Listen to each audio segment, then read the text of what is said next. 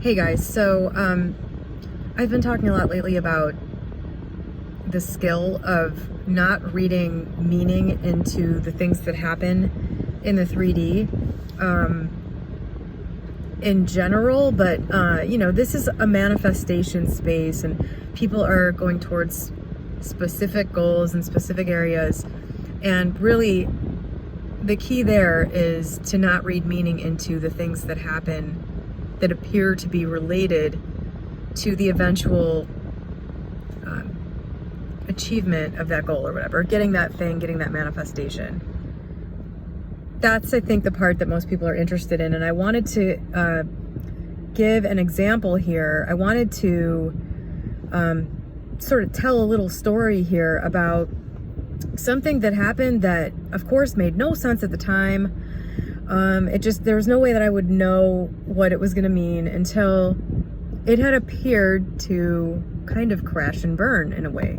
Somebody wrote me an email recently about how things that look really good keep crashing and burning, and it's at that point that the faith is lost. And so this is a little illustration, just a little example of what can happen. I'm at kind of, I don't know, my interpretation of my life and my business is that I'm kind of getting towards the end of it. It's still growing, it still has room to grow, but I'm getting to the point where I'm done with it. I'm just like, I'm interested in moving into other areas. So I'm sort of at the end of this process as far as I can tell. From, I had the birth of the idea, the birth of the desire to be an entrepreneur, the birth of the idea for the product that I sell now. And then it took shape little by little over the next 5 to 10 years. And that brings us pretty much to present day, more or less. The dates prior to when I met my ex are iffy. I think this was about 2000, I associate this happened when we were living in this place. So the dates after 2008 get a lot more accurate, but sometime between like 2004 and 2007, I read The Science of Getting Rich. I already knew I wanted to not have a job. Then I started to, once I found my first business, which was flipping books on Amazon, then I really knew I wanted to be an entrepreneur. I knew I had what it took to, more or less, to run a business myself. I wasn't afraid of that anymore. Had some kinks to be worked out, and that wasn't the right business for me. But sometime around like 2006, 2007 was the birth of the product that I sell right now. This was in an area of interest that I was already involved in. So, something that I kind of knew something about to begin with. And then I saw a product that was being sold for a lot of money. And I was like, I can do that better. I can sell it for cheaper. I see some variations that I don't see anybody doing, so I can do that too. And that's just kind of how it started.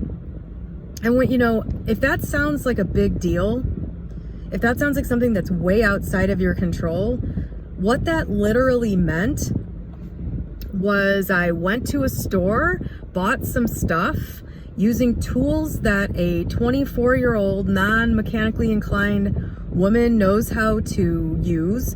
I created this thing like in my house. It turned out pretty good, and I sold it on eBay, which was, anybody could do. To this day, I think pretty much anyone can sell on eBay, and back in the day, it was like the Wild West. So that's how the first sale of my product ever happened. Just kind of like winging it. Anybody could sell anything on eBay, so I created this thing and I put it out there to see if anybody would want it, and they did.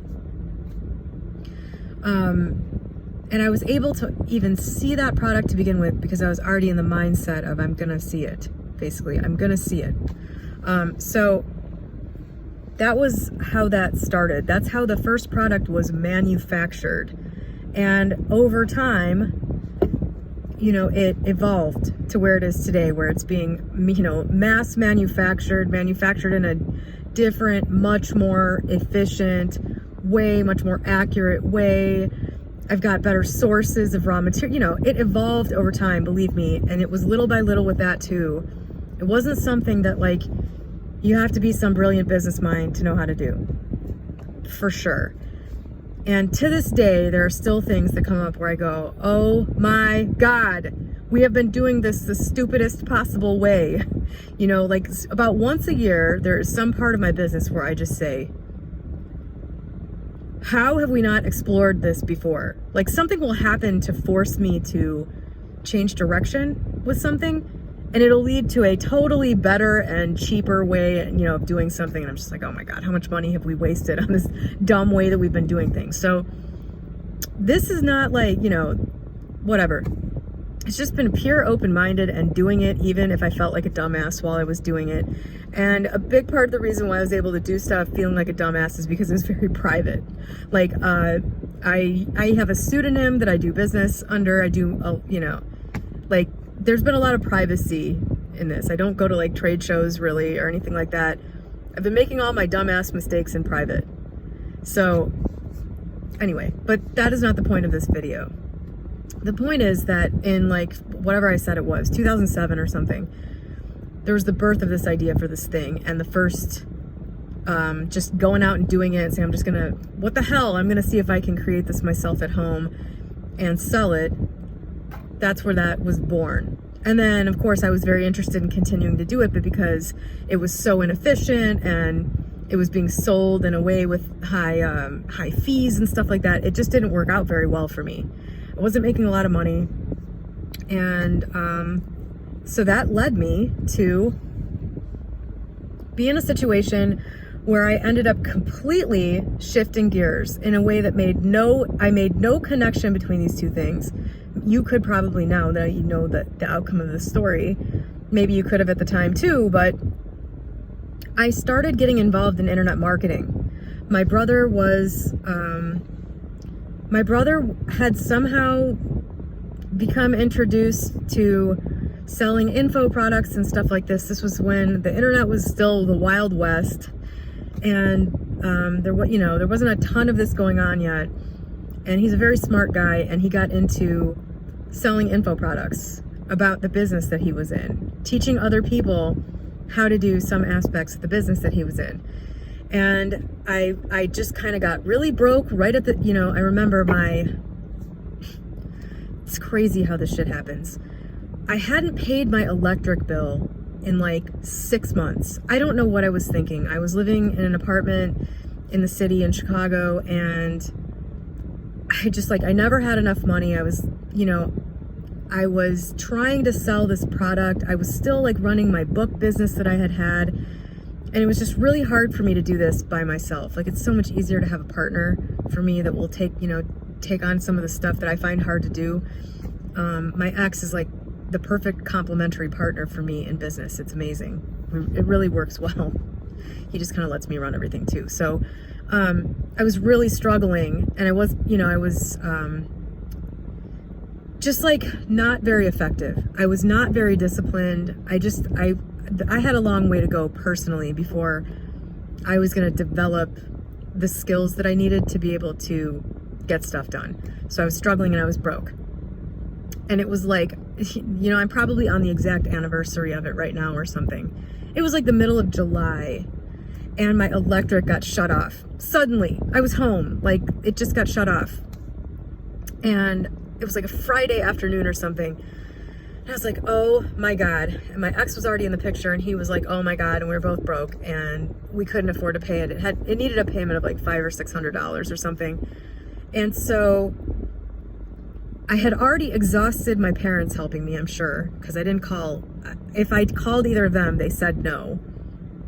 So out of desperation, I called my brother, he was like, seriously, you want me to pay this bill? And I'm like, yes, please. Just pay it, and I will, whatever work you need done, I'll work it off. Like whatever you need to do for the next couple weeks, I will just like, tell me what you need me to do, and I will do it. And he was like, okay. And it just so happened, you know, he and I go in and out of like being in close contact or not. At that time, we hadn't really been talking a lot. And so I didn't even know he was doing this internet marketing thing. I don't think I knew almost anything about it, or if he had told me, I wasn't like hearing it. And so he's like, yeah, I need all this stuff done. I'm working on this, and, you know, you could help me with this. And so that just, I like went right into this and stayed there. So I helped him create all these products for his business, his info product thing. I was creating all the, just, when you buy an online course from somebody where there's like a whole bunch of different training modules and info booklets and all kinds of shit, it seems really official. You know what it consisted of? You know what the product that my brother was selling people for $4,000 and the people were buying like they were running through it like toilet paper? It was a course that half of it was written by me, a 27-year-old or 28-year-old or whatever I was, who just managed to go to like a pretty good public school and, did half of a college degree before dropping out. That's what you're buying. Like I wrote like half of this thing. I put together all these info booklets. I understood what he was doing. It was, it wasn't too difficult to understand. And I just created all this stuff for him. And so since that worked out really well, I just kept working for him. Moving forward, I was setting up websites. I was for his thing, I was setting up websites. I was doing like customer service. Oh my God. I was doing customer service. I was just doing all kinds of stuff for him. And in the exposure to this, I started learning things about internet marketing. Just for the hell of it, my ex and I attended a conference in Colorado somewhere. We attended a conference about how to create these, basically what he was already doing, but just, it was, I don't know. Just because you know mostly how to do it doesn't mean you don't still want to go and like hear So we attended this thing, and my ex and I are thinking, what can we do with this? Like, what kind of business could we get going from this? One of the things that I did for a while after that was, there used to be this website called Easing Articles, and you could write articles on there using keywords, search engine optimization, that they would, at the end of your article, they would allow you a link that you could drop an affiliate link to a site, like some product, meaning that if somebody clicks through your link and buys it, you get a commission. What I did was just promote my brother's products. He had multiple products. So I would write articles, and thanks to having some decent writing skills, I was able to get this website that was like ranking really high in search returns for a long time. It was really easy to get traffic over there, and people would buy stuff through my link. I was making like a lot of money from it. A lot for me at the time, which was probably like a couple grand a month just from posting these articles that then would sit there forever and continue to get traffic. And so, this totally appeared to be the direction that I was going to go in. I even remember saying to my ex, thank God I dropped that product I was trying to sell, because this is like so much easier. Because it was like taking candy from a baby back in the day. It was so easy to get traffic to sites and to get people to click on your link and to get people to, buy stuff and just make this easy money off of these info products. It was just crazy. So it really appeared that like that was the thing that was going to make us all of our money.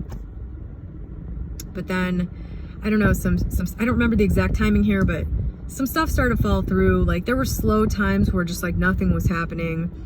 And we got to the point where at the end of 2010, we had just gone to that convention in Denver the month before.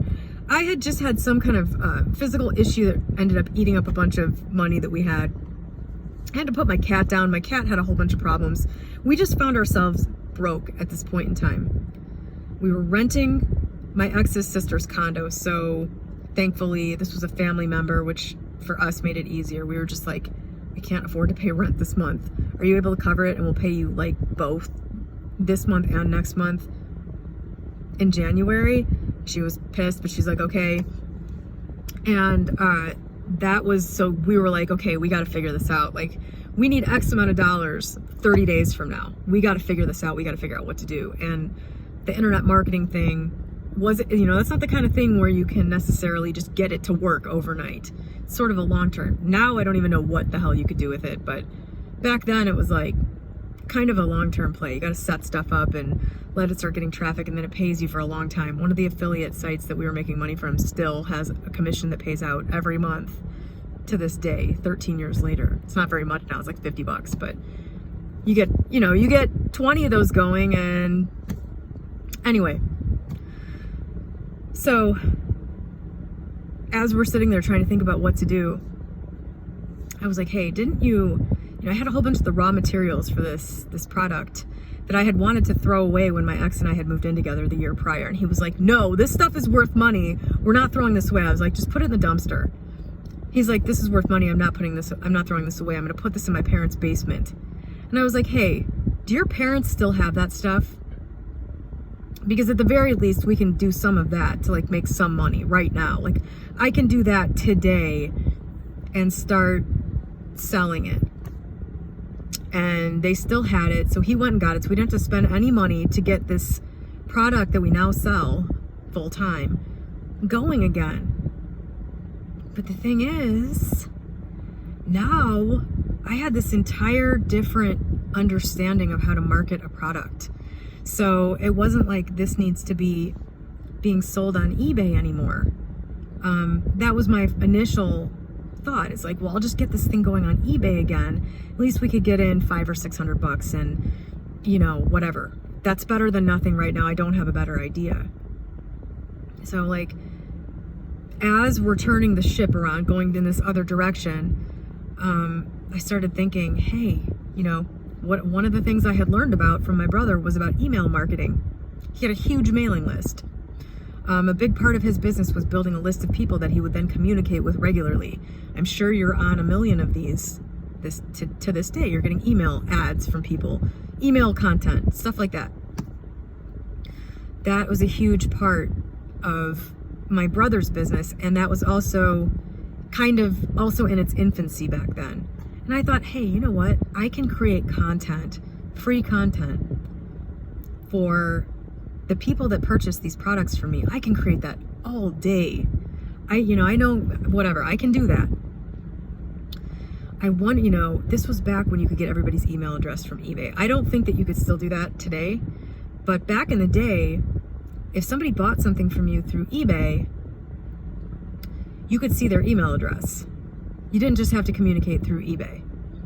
So what I did was, and I'm sure this was totally illegal, was I went through every eBay sale I had ever had for my product, throughout the 5 years prior to that.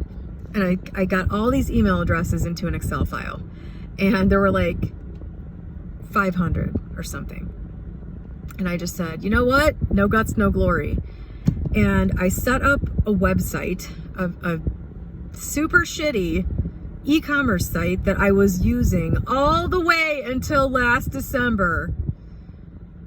Oh my God. I set up this shitty website and I sent through my Gmail account an email to the 500 people who had bought from me in the past on eBay.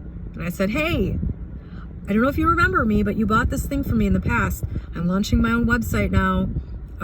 Here's my eBay profile with my eBay feedback so that you can see that I'm a legit seller. Come by through my website. The prices are cheaper there. I had, some prototypes. I had like maybe 10 different varieties of the thing that I wanted to sell. And the first day, I couldn't believe the response to this. The first day, I got $500 in sales from sending this email out. This email blast through Gmail. The idea of building a mailing list would never have occurred to me. I would never have had the experience that I had. Basically what I'm trying to say is it was really disappointing when that whole easy money, internet marketing endeavor started to peter out. It really felt like at the time, God, I'm just never going to get anything going. Like, this is really depressing. Like, I had this book business that was going really well, but it had problems. I was doing pretty well with this other thing, and then it had problems. Then I get into this internet marketing thing. It looked really good, and then it just kind of ended up having some fatal flaws. I'm sitting here unable to pay my bills.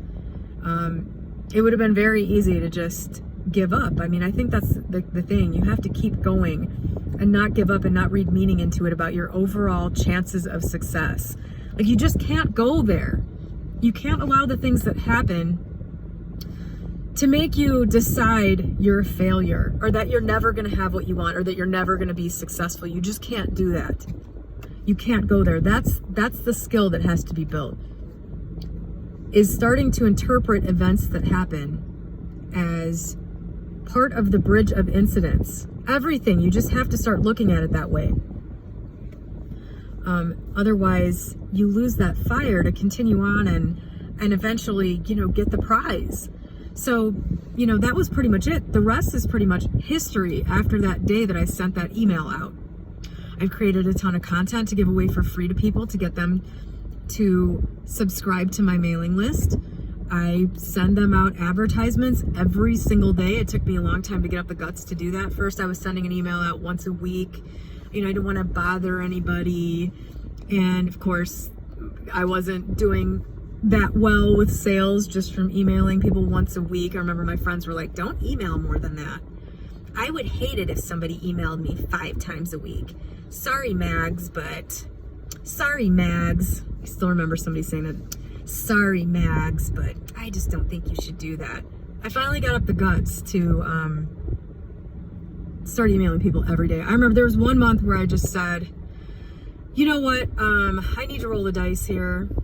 I had gotten up to emailing people Monday through Friday, but I'm like, the weekends are sacred. Can't email anybody on Sunday. That's God's day. Finally, I was just like, you know what? I'm going to risk offending everybody on this list, which probably had 3,000 or 4,000 people on it by this time, maybe a little more. I was like, I'm going to risk losing half this list because I got to see what happens when I email every day. And it doubled my sales. And to this day, if I miss like any days, it's totally obvious. If I don't send an email out a couple of days in a row, the momentum just like dies down. If people get nailed with communication every day, they buy so much stuff. I advertise on Facebook. That's also really big. But I didn't start doing that until 2015. From the end of 2010 to 2015, I only advertised through my mailing list, which I wouldn't have even known to start to build or create, or how to do that, or how to create content that would then get people, I wouldn't have known any of that if not for this little detour into internet world with my brother, who, by the way, he also no longer does any of that. He quit doing that a few years later and started doing other stuff, and it's really funny how it just like came together like that. It came together for me to get exactly what I needed in order to turn the idea I already had but that did not have the skills for into a huge business. It would have been really easy to read defeat into that internet marketing thing not panning out, but I gotta be honest with you, like, I think I would hate doing that. I didn't enjoy doing it. It was really it was a drag, and it was really hard to get myself to write the same type of thing over and over and over and over again. It's like that for me today, writing emails for my business too. It's just the same thing over and over, but at least it's pretty easy to do that. It doesn't take a lot of time. I could probably pay somebody to do that. Probably the stupid thing I'm doing that I'm not seeing right now is that I don't pay people to do a lot of the things that I still do. But anyway, sometimes the events that seem like they are crashing and burning because they leave you high and dry with no money, or because you had decided so much that this thing that was happening was what you wanted, that when it crashes and burns, you don't even realize that you were never meant to, that was never how you were supposed to interpret this thing. You were just supposed to get this little nugget from this job that you got that looks so good. You might not even recognize what that is until much later. But I think the key is, and this relates back to all the Esther Hicks shit that I've been talking about lately. The key is it's the state that you're in when you get this inspired idea. She talks about not thinking about outcomes. I just listened to a couple Esther Hicks things this morning where I was like, yeah, about stuff she was saying. I'm going to listen to those again and see which of them, or whatever. If one of them relates back to this video, it will be the one that was just released on my Esther Hicks channel. I will link to that video specifically and the channel itself below. She talks about not getting attached to outcomes, that's one of the big things that people need to get.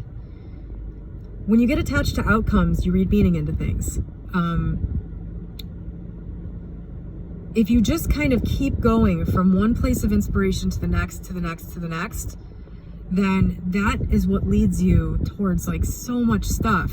So like lately, I've had this inspiration from this fucking high vibe state.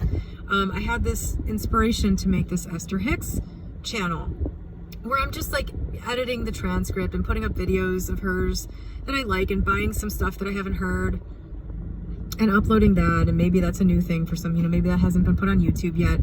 That's it. I might not have even acted on that if I was looking at it the wrong way, because I would have been like, what the hell, what am I going to do with this? What's the point of this? Why would I even do that? That's how I think I would have looked at it from another state. But from this place of inspiration, I got this idea and I just said, you know what? The ideas that come from this state need to be acted on. And I have no idea what is going to come from that. I just know that I got the idea for that channel from that state. And for all I know, all this is doing is leading me to get a skill or understand something or have an experience that's going to bounce off into some other thing.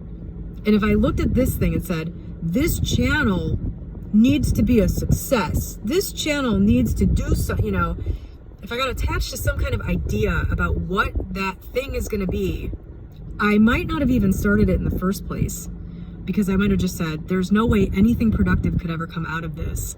Or I might, at some point soon feel like I've gotten enough out of it and just said, I don't want to do this anymore. This was dumb. I'm not going to act on ideas like this anymore. Like the attitude that you approach things with is going to determine whether you get something from it or not. And putting some kind of judgment on what it needs to be or what it was is useless for the most part. I don't know what's going to come out of it. I just know that acting on the inspired thoughts is what to do. And you don't really need to go further beyond that. And I hope that that is illustrated kind of with my story about the deviation that took, I just can't imagine what would have happened if I just kept plugging away at that internet marketing thing that had just sort of petered out. The energy was gone from it. I didn't really love doing it anymore, and it was failing, even though it had looked like this big thing that was going to make me a lot of money or get me where I was trying to go. It wasn't. It was this other thing. It was this other thing that thankfully my ex didn't throw all that stuff away, and thankfully I hadn't just said I'm never doing that again because it didn't work good enough the first time. I wouldn't be here with this business that I have now that is very, very successful. So I don't know. I'm guessing at some point in the future that I will look back on the birth of this idea for this Esther Hicks channel, this Abraham Hicks channel of mine, and what I'm doing with it, which, I don't know, is right now it's very engrossing and kind of exciting for me to just, I don't know, I want to do it. I'm sure it will have some meaning at some point in some way. I don't know what it could be. Even if the channel got super huge and had 1 billion followers, I don't know what that would really do for me. It's not my content, it's just my editing on the transcript. That's about it. So I don't know what it is. I just know that I was supposed to act on it. I know that those are the things you're supposed to act on. And I am certain that you don't need to know why. I'm going to make a video about just knowing. Somebody left a comment for me about, this idea of the technique of just knowing. I want to talk about that because I've talked about it here before, but I'm going to talk about it again. So that, I think, will be the next video. Have a good day.